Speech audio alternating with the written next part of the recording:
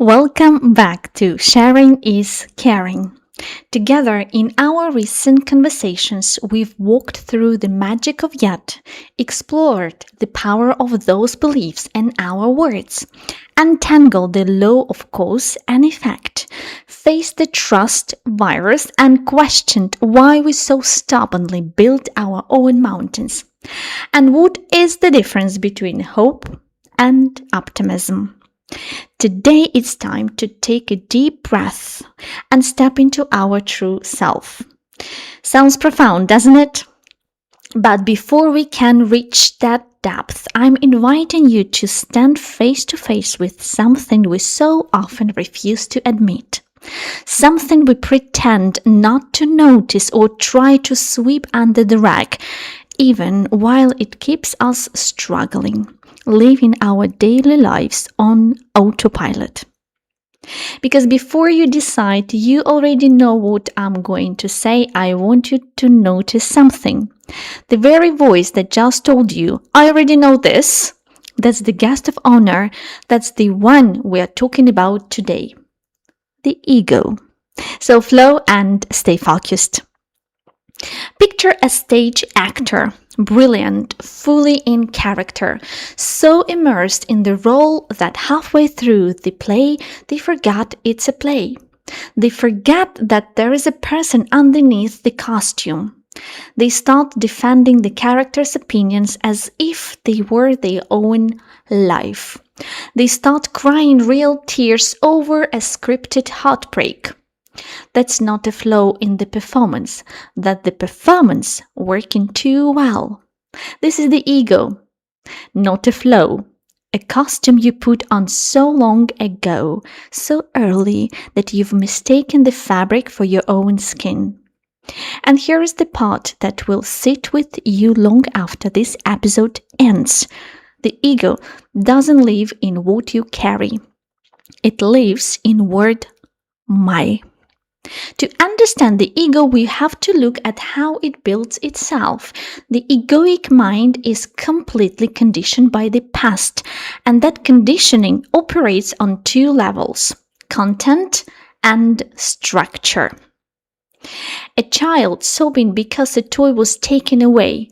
It was never really about the toy.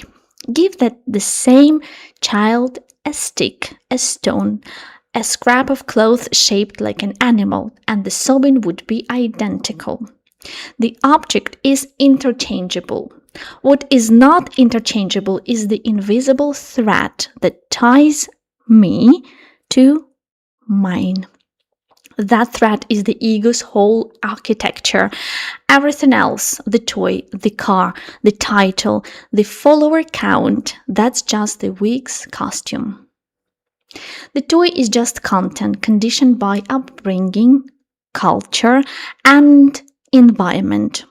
But the compulsion to enhance one's identity through association with an object is built into the very structure of the human mind. The word identification comes from the Latin idem, meaning same, and facere, meaning to make. When you identify with something, you literally make it the same. But the same as what? The same as I? You endow an external object with your own sense of self, and suddenly it becomes part of your identity. Yesterday it was my toy, today it becomes my car, my house, my designer clothes, my position. The advertising industry understands this mental structure intimately. They don't just sell you a product, they sell you a piece of identity. They convince you that buying an exclusive label will make you stand out from the crowd, making you more fully yourself. But designer labels are just collective identities. If everyone could afford them, they would lose their psychological allure overnight, leaving behind only the fraction of material value they were actually worth. The ego treats the world like a shadow boxer in a room full of mirrors. It reaches out into the darkness, grabs onto the external object, and whispers, "If I hold this, I become real." But we try to find ourselves in things and never quite make it.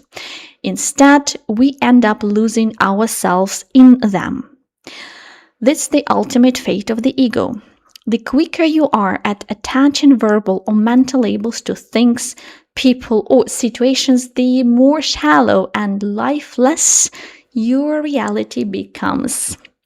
Cleverness may be gained, but wisdom is lost, and with it, joy, love, creativity, and aliveness. They are all concealed in that still gap between perception and interpretation.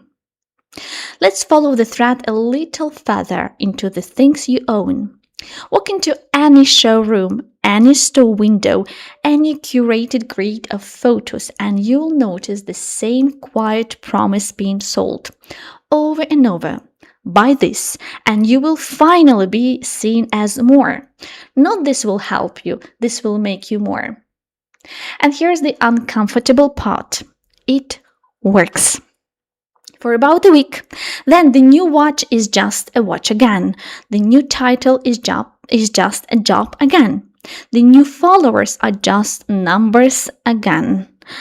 And the hunger comes back exactly as sharp as before. So you go shopping again for an object, a promotion, a relationship, a version of yourself with better lighting. So the ego doesn't ask, "Was I satisfied?" It only ever asks, "What's next?" Wanting, not having, is what actually keeps it alive. Having is just their brief pause between two wants. And it doesn't stop at objects. Watch how easily this same hunger moves into the body, into how strong you are, how young you look, how well you are aging compared to everyone else aging next to you. All of it borrowed identity, built on something that was never designed to hold still. Because everything with a shape eventually loses its shape. That's not pessimism. That's just what form does. The ego quietly always knows this, which is exactly why it can never fully relax, no matter how much it accumulates. Here's the parallel worth sitting with. The ego that needs to be right and the ego that's afraid to be seen are not opposites. They are the same hunger wearing two different faces. The confident one, chasing superiority, is secretly terrified of being ordinary. The shy one, hiding from attention, is secretly starving for it. Both are standing in front of the same mirror, and one leans in, one turns away.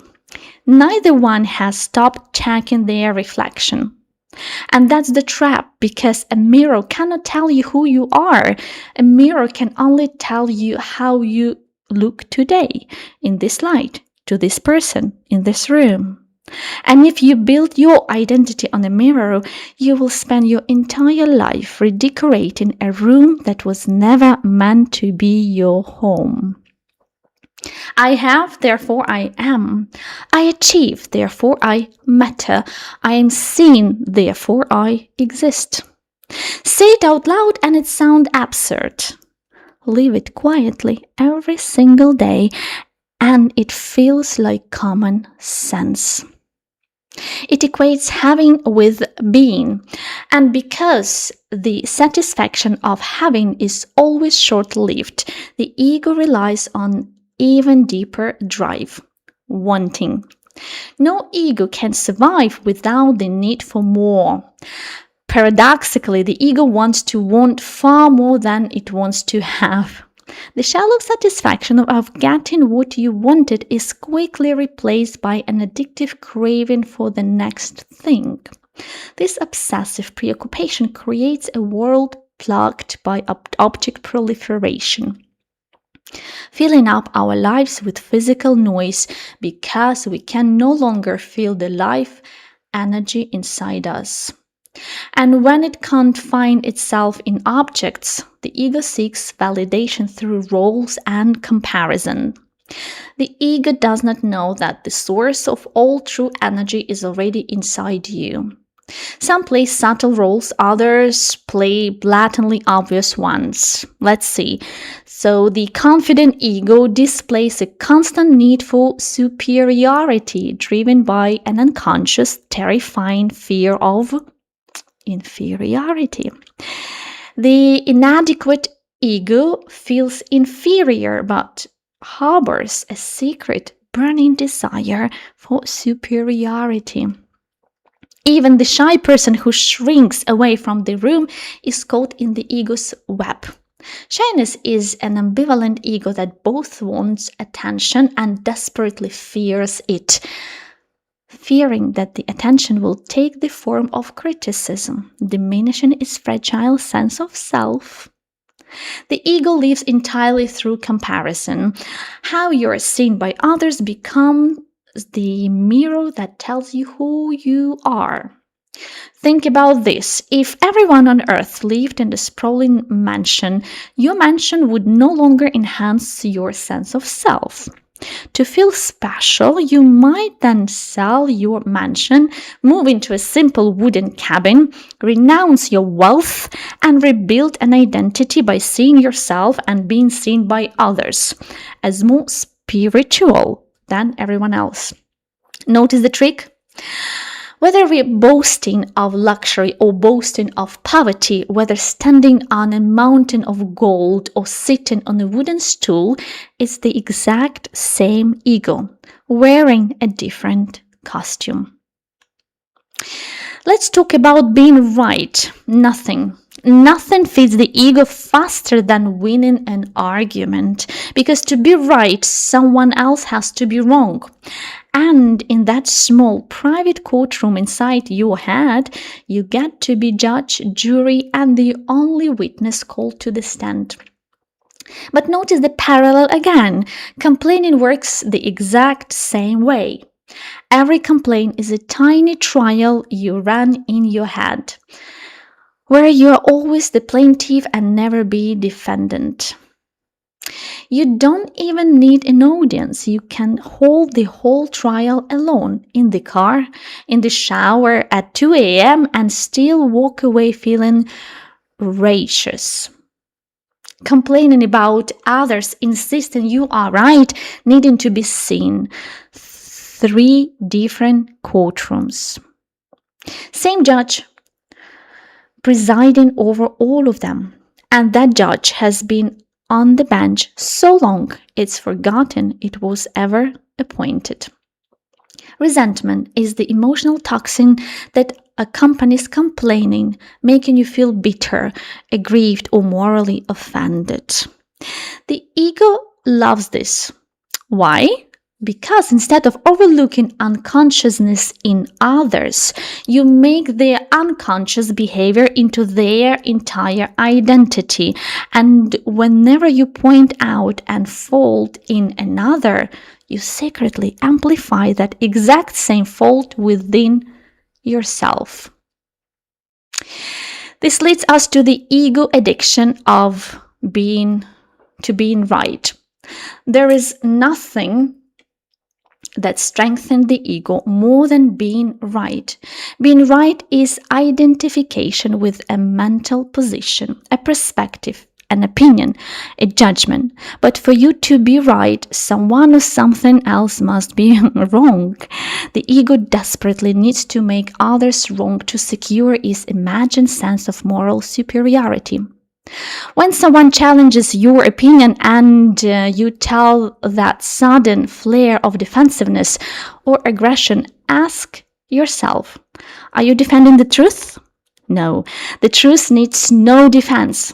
Sunlight does not care if someone desires or denies it exists. A sound does not fight back when someone misinterprets it. You are not defending the truth. You are defending the illusion of yourself. The antidote to this drama is non-reaction. Non-reaction is not weakness, it's supreme strength. Non-reaction takes more strength than reaction ever will, because reaction is automatic and non-reaction is chosen. Another word for non-reaction is forgiveness. To forgive is to look through the ego, seeing past the temporary mental noise to the underlying sanity and essence within every human being. When you stop taking unconsciousness personally, you dissolve the power of the ego both in yourself and in the world around you. So how do we step beyond this endless mental chatter? How do we break free from the prison of form? We don't do it by fighting. When the ego is at war, it's just an illusion fighting to survive. Instead, freedom begins with simple presence. Although body identification is one of the most basic ego structures, it's also the easiest getaway to step beyond. You don't do this by mentally telling yourself, I am not my body. You do it by shifting your attention away from outer appearances and taking refuge in the inner body. Let's pause and feel this right now. If you ask your mind, can I feel life in my hands? The mind will say, I don't feel anything. Give me something more interesting to think about. Ignore the mind. Go directly to your hands with your attention. Notice that subtle, quiet sensation. Now, shift that attention down into your feet. Feel the aliveness there. Now, hold your awareness in both your hands and your feet simultaneously. Let that feeling spread through your arms, your legs, your chest. This energy field is in the inner body, the bridge between form and formlessness. When you anchor yourself here, you are no longer trapped in thoughts, roles, or comparisons. You step out of the illusion of I am this or I am that and settle into the quiet majesty of pure I am. And what happens when life shatters our forms? What happens in limit situations when people lose their possessions, their reputations, their health, or their loved ones? When everything you identify with is stripped away, the initial anguish gives way to something incredible, a sacred sense of peace, a deep serenity, the peace that passes all understanding. When forms collapse, the ego collapses with them. And when there is nothing left to identify with, who are you? Spirit is released from its imprisonment in matter. When tragedy strikes, you have two choices, resistance or yielding. Resistance hardens the shell of the ego, closing the shutters so the light cannot enter. Yielding, inner acceptance of what is, opens a new dimension of consciousness where universe and intelligence act through you. One more parallel, maybe the deepest one. The word I is probably the most used word in your entire vocabulary, and it might also be the least examined. Ask yourself honestly, when you say I, what are you actually pointing at? The voice in your head? The story it tells about your past? The role you play at work, at home, on stage? All of the above? Here is the strange comfort in that question. The moment you can even ask it, the moment you can look at the ego and say, there it is, right now, doing its thing. You are, by definition, no longer completely lost inside it. Because awareness and ego cannot occupy the same space at the same time. You cannot be fully identified with something you are simultaneously watching. That noticing doesn't require years of practice to access. It requires one honest moment of attention. That's all it's ever required. We label the world and we didn't, it's miracle. We hoard possessions and we lose our essence. We demand to be right and we surrender our peace. We build armors at our own opinions and we become prisoners of our own defense. The ego tells you that you are what you own. The ego tells you that you are how others judge you. The ego tells you that you are your past, your story, your wounds. But when the noise stops, when the titles vanish, when the mirrors break, and when the form crumbles, who are you? Are you the actor trapped on an exhausted stage, desperately screaming for applause from an audience that is not even watching? Or are you the silent, timeless awareness watching the entire play unfold? In this episode, I will not give you any practical exercises, no step-by-step guides, no habit to build, no homework to complete. Because the ego doesn't get dismantled by another technique. Techniques are just new costume it can wear. Today, the only instruction is this. Just listen. Notice the mirror. Notice the courtroom. Notice the showroom. The storm you keep resisting. The word I you've used 10,000 times without once turning around to look at who is saying it. And when the actor forgets for 1 honest second that they are wearing a costume at all, that's not failure. That's the whole play finally telling the truth. And if these words resonated with something quiet and deep inside you, share this episode with just one person, the one person in your life whom you think it will be important to sit back, think, and reflect. And yes, I'm Olena, so flow and stay focused.